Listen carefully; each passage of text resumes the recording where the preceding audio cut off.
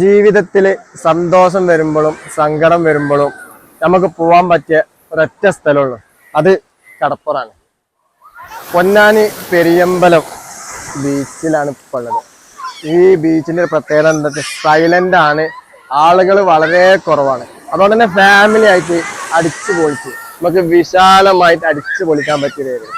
അപ്പോ ഫാമിലിയിൽ വരാൻ താല്പര്യമുള്ളവർക്കൊക്കെ വരാൻ പറ്റും. പൊന്നാനി കടപ്പുറം ഒന്നും നോക്കിയില്ല, തീർത്ത് മറിയാൻ തോന്നി മറിഞ്ഞ് അടുത്ത മറിയലിന് ശേഷം ബാക്കി വീഡിയോസ്.